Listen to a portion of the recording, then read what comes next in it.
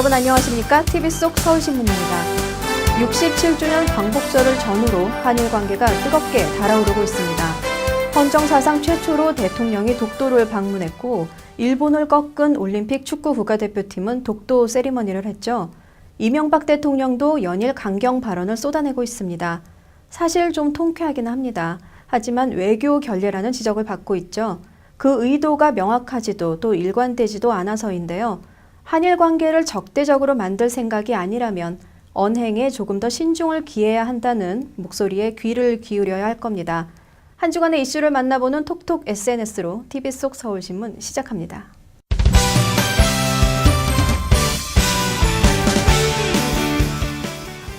안녕하십니까. SNS에 나타난 목소리를 통해 한 주일 동안 뉴스 흐름을 짚어보는 톡톡 SNS입니다.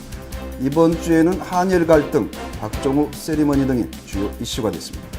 화제의 중심에 있었던 인물은 이명박 대통령이었습니다. 독도 방문에 이어 일왕의 사과 요구 등 연일 일본을 향한 포문을 열었는데요. 이에 대해서 지지와 비판이 엇갈렸습니다. 독도 방문에 대해서는 우리 대통령이 우리 땅을 방문하는 것은 당연한 일, 독도를 침범할 경우 전쟁 불사 등의 발언이 이어졌지만 그 뒤에 나온 강경 발언에 대해서는 지지율을 높이려 무리수를 둔다, 사주에 운운하기 전에 뉴라이트부터 정리하라는 등의 비판적 견해도 많았습니다. 이와는 별도로 광복절을 맞아 일본을 성토하는 목소리가 SNS를 뜨겁게 달궜습니다. 올림픽 축구 3, 4위전에서 독도 세리머니를 한 박종우 선수에 대한 징계 요구도 한일 갈등을 증폭시켰습니다. 우길 승천지 문양은 괜찮으냐며 제재하려면 일본 선수들의 메달을 모두 박탈해야 이치에 맞다는 의견이 쏟아졌습니다. 또 이따위 일로 자격이 박탈된다면 한국은 나라도 아니다라는 등 격앙된 발언도 많았습니다. 스포츠와 관련된 소식이 또 하나 있었는데요. 영국 프리미어리그의 아스널이 기성용 선수에게 126억 원을 베팅했다는 소식에 관심이 집중됐습니다. 주전으로 뛸 수 있는 곳으로 가기 바란다, 차라리 박지성이 있는 팀으로 가라는 등 충고가 이어졌습니다. 새누리당의 공천헌금 파문도 가라앉지 않고 있습니다. 현영희 의원과 현기환 전 의원이 3억 원을 건넨 날 문자를 주고받았다는 뉴스에는 배달 사고가 아니라 확실한 배달이었군요라고 비난했고, 검찰이 대포폰 실체를 확인했다는 소식에는 그런 것까지 사용했으면 그게 정상이냐, 범죄 집단이지라는 등의 비아냥거리는 소리가 나왔습니다.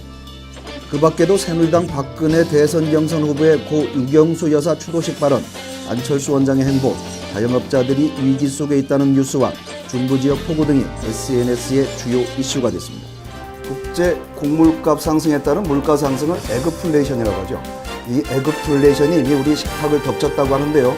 유럽 재정위기에 식량 파동까지 언제나 허리 한번 펴보고 살지 걱정입니다. 톡톡 SNS 여기서 마칩니다. 안녕히 계십시오. 오는 24일은 한국과 중국이 국교를 정상화한 지 20주년이 되는 날입니다. 지난 20년 동안 한중 관계는 어떻게 변했을까요? 성민수 PD가 전합니다. 한국 비보이 공연팀의 화려한 춤솜씨. 관람객들도 무대로 나와 함께 춤을 추면서 즐거운 시간을 보냅니다. 지난 13일 서울 중구구민회관에서는 서울 중구청과 중국 북경 애락화하문화예술원이 공동 주최로 한중수교 20주년을 위해 청소년 문화 교류 행사가 열렸습니다. 600여 명의 한중 관람객이 참석한 가운데 서울 중구에 있는 장원중학교, 리라 아트고 등 4개 팀과 중국 샤오량화 예술단, 중국 북경 소경무용학교 등 총 28개 팀이 모여 공연을 통해 우정을 확인했습니다. 지금 친구들과 함께 춤을 춰서 좋은 것 같아요. 한국 表演得非常好，我们表演得也非常好。 130여 년 전 인천 중구에 만들어진 차이나타운. 이곳 역시 한중 수교와 함께 재도약의 기회를 맞았습니다. 인천시와 인천중구청은 이 지역을 관광특구로 지정하고 정부 예산과 지자체 예산을 투자해 개발했습니다. 지난 2009년에는 지역 우수 관광특구로 선정되기도 하는 등 새로운 변화를 시도하고 있습니다. 한중 수교 20주년을 통해 문화뿐만 아니라 경제적으로도 많은 변화가 있었습니다. 1992년 한중 수교 이후 양국 간 교역 규모는 약 64억 달러에서 2011년 2206억 달러로 약 35배 증가했습니다. 특히 중국은 2004년 이후 우리나라 최대 교역 상대국이 됐습니다. 또한 수출은 50.6배, 수입은 23.2배 증가하면서 최대 수출 대상국이자 수입 대상국으로 부상했습니다. 그 결과 수교 년도인 1992년을 제외하고 19년 연속 대중국 무역수지 흑자를 기록했습니다. 향후 중국 내수정이 더욱 커지게 되어 우리 대중 수출이 늘어날 것이고요. 또한 향후에 한중 FTA가 체결되게 되면 양국 간의 경제 협력이 더욱 강화될 것이므로 한중 무역구간은 더욱 확대될 것입니다. 하지만 한중 자유무역협정 체결과 중국의 역사 왜곡 문제 등은 앞으로 중국과 풀어야 할 숙제로 남아 있습니다. 서울신문 송민수입니다. 많은 분들이 일본군 위안부에 대해 관심을 갖고 계시죠? 중일 전쟁 때 중국에 끌려갔다가 고국에 오지 못한 채 돌아가신 분들도 많다고 합니다. 그 아릿한 모습을 사진으로나마 만날 수 있다는데요. 박홍규 PD가 다녀왔습니다.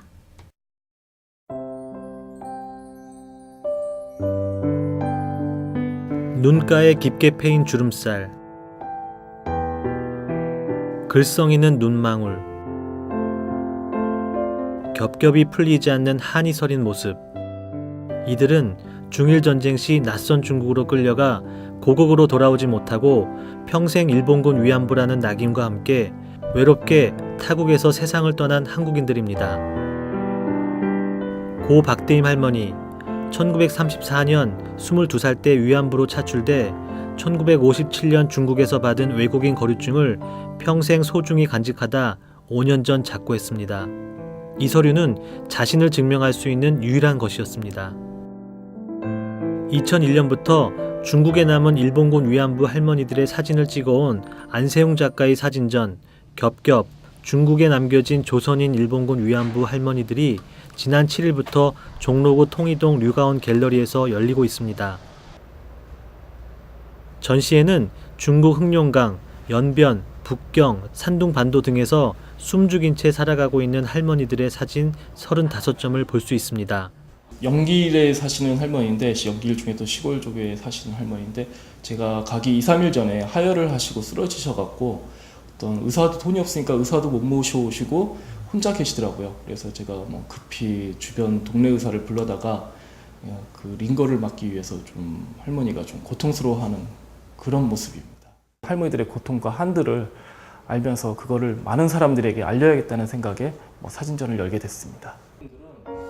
작가는 정치적 압력과 일본 우익단체의 협박에도 불구하고 지난 6월 26일 도쿄에서 전시회를 개막해 7월 9일까지 7,900여 명의 관객을 모았습니다. 일본인 30여 명은 자발적으로 전시 진행을 돕기도 했습니다. 이번 전시에도 10여 명의 일본인들이 스텝으로 참가하고 있습니다. 더 많은 사람들이 할머니에 대한 이 문제를 알게 됐으면 좋겠고 그거를 위해서 제가 할 수 있는 일을 앞으로도 그냥 계속 할 생각입니다. 할머니들이 나이가 거의 90 전후인데 앞으로 5년이면 거의 돌아가실 나이거든요.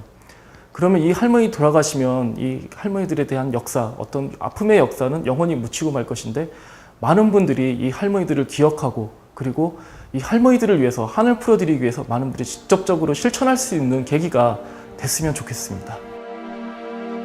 일본군 위안부로 몸과 마음을 짓밟힌 채 나라가 해방된 뒤에도 타국의 땅에 버려져 비참하게 살아가고 있는 많은 할머니들의 한을 조금이나마 줄여주는 계기가 되길 바랍니다. 서울신문 박홍규입니다.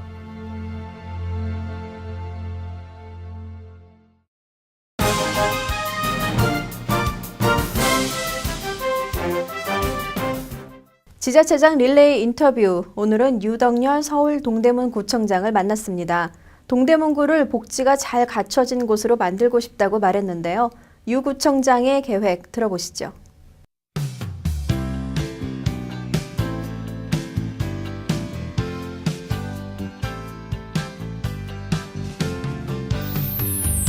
처음에 우리가 계획했던 것이 주민들에게 믿음을 주고 주민들로부터 신뢰받는 구정을 펴자 이렇게 방향을 정했는데 신뢰를 받기 위해서는 첫 번째로 친절 행정을 하자. 두 번째로는 청렴 행정을 하자. 세 번째로는 소통에 열린 행정을 하자 이렇게 방향을 정했는데 그런 것들이 어느 정도 좀 주민들에게 잘 됐던 것이 아닌가 그런 생각이 듭니다. 그래서 처음에 세웠던 그런 계획들을 차분히 하나하나 이렇게 잘 지금 해 나가고 있다 이렇게 생각이 듭니다. 직원들과 좀 소통을 하면서 직원들의 애로사항도 경청을 하고 또 구청장의 마음속에 가지고 있는 뜻도 좀 전달하기 위해서 소감 여행을 여러 차례 했습니다. 영화도 보고 미술도 관람을 하고 그다음에 뮤지컬도 보고 그러면서 이제 봉사도 또 하면서 여러 가지 직원들하고 대화를 많이 했는데 직원들이 구청장이 가지고 있는 그 생각을 많이 좀 이해를 하게 되는 것 같아요. 처음에는 구청장이 일방적으로 뭘 업무를 지시를 한다 이렇게 생각을 하는 부분이 있었는데 소통을 하면서 구청장이 이런 생각 때문에 주민들에게 이렇게 친절을 강조하고 청렴을 강조하고 소통을 강조하구나 이런 것들을 직원들이 많이 이해를 해주고 있어서 참 다행이다. 그래서 앞으로 그런 기회를 점차 좀 더 이렇게 좀 늘려나가야 되겠다 이렇게 생각을 합니다. 저희가 이 상태로 가면은 9월쯤 되면은 우리 구의 재정이 바닥이 날 가능성이 있습니다. 세계에서 출산율이 가장 저조하잖아요. 출산율이 저조한 이유가 뭡니까? 아이들을 낳아서 키우기 힘들고 아이들을 교육시키기 힘들기 때문에 아이를 안 낳는 거 아닙니까? 출산율이 낮다고 얘기는 하면서 출산율을 올리자고 여러 가지 얘기를 하면서 실질적으로 산모들이 제일로 바라고 있는 이런 분에 대해서 지원을 안 해주면서 아이를 낳으라고 하면은 어떻게 누가 낳겠느냐 이거죠. 물론 돈 있는 사람들은 별 문제가 없겠죠. 돈 있는 사람들은. 그러나 정말로 여러 가지 생활이 어려워서 아이들 보육 문제 어렵고 그다음에 교육 문제가 어렵기 때문에 이러한 특히나 저소득층 서민들에 대해서는 대대적으로 이런 부분들에 대해서 국가 차원에서 해야 되지 않을까 그렇게 생각을 합니다. 저희가 교육 그 재정에 가장 많이 지원을 하고 있습니다. 금년도에도 이제 123억을 지원하고 있는데 첫 번째는 공부를 하고자 하는 학생들에게 의욕이 있도록 하고 또 선생님들이 열심히 가르치고 또 학부모들이 많은 관심을 갖고 뒷받침을 하고 또 행정청에서 이와 같이 재정적으로나 행정적으로나 많은 지원을 하면은 아마 아이들이 공부를 열심히 하고 자기가 원하는 학교를 가지 않을까.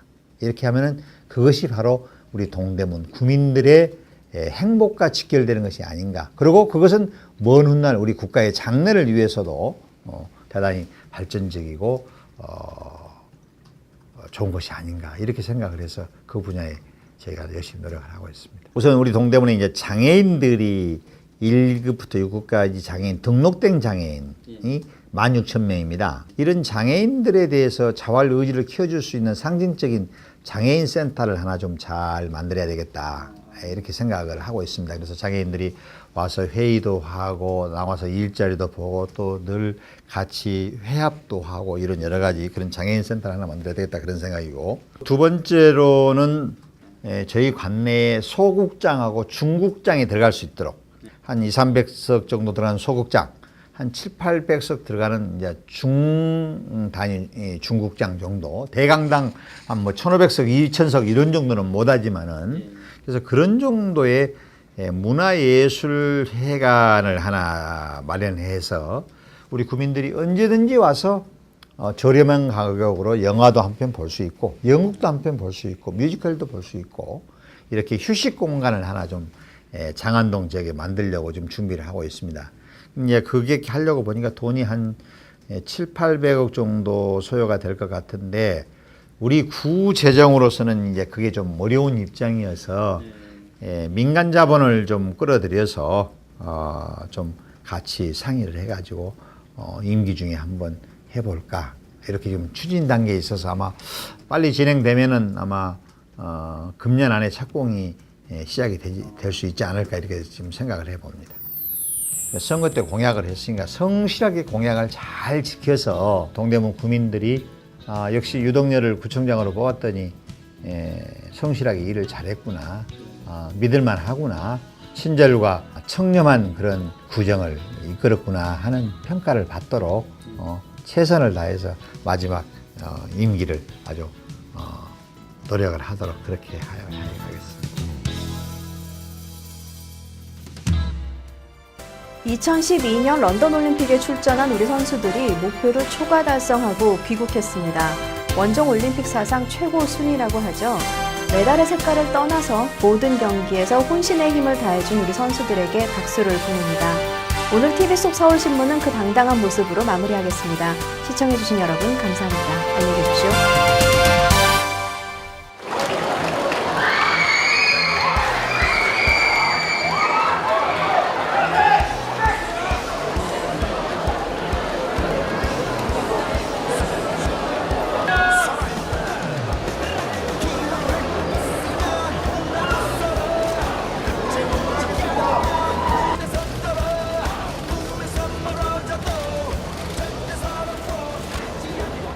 원정 출전 사상 종합 5위라는 역대 최고의 성적을 거둠으로써 64년 전 처음으로 올림픽에 참가했던 바로 그 장소에서 세계 속의 한국의 위상을 크게 높일 수 있었습니다. 선수단을 대표해서 기부배 선수에게 질문을 드리겠습니다. 제가 어제 한 네티즌이 쓴 글을 보고 정말 많이 속상했는데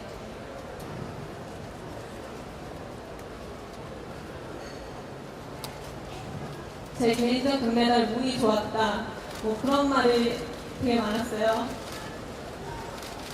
근데 우리 양궁 선수들은요 아침 꼭두 새벽부터 일어나서 진짜 야간에 라이트 피면서 마방과 싸우고 모기한테 뜯기면서 정말 열심히 준비했거든요. 가장 왼쪽에 앉아있는 양학선 선수와 김재범 선수께 질문 드리겠습니다. 체조가 룰이 4년마다 올림픽이 끝나면은 바뀌는데요. 그 룰에 맞는 그 기술을 좀 다시 만들던가 아니면은 더 발전을 시키려고 지금 생각 중입니다. 올림픽이 무서운 게 아니라 올림픽을 어떻게 준비해야지 금메달을 딴다라는 걸 알고 있기 때문에 그 과정이 너무 무서웠거든요, 사실. 근데 이제 지금 초점을 다시 맞췄고 처음부터 다시 시작하는 마음으로 나중에 또 다음 올림픽 나갈 수 있는 기회를 주신다면 또 더 좋은 모습으로 감동을 드리겠습니다. 국민요정 손현재 선수에게 질문을 좀 드리고 싶은데 운동 종목에서 조금 실수가 있어서 좀 그랬긴 했지만 저는 또 다시 한번 말씀드리지만 결승 무대에 간다는 것 자체로도 저는 이번 런던 올림픽 목표가 그거였거든요. 그래서 여태까지 준비해왔던 것도 있고 정말 좋은 모습도 최고의 모습을 보여드리고 싶었기 때문에 정말 끝까지 포기하지 않고 했던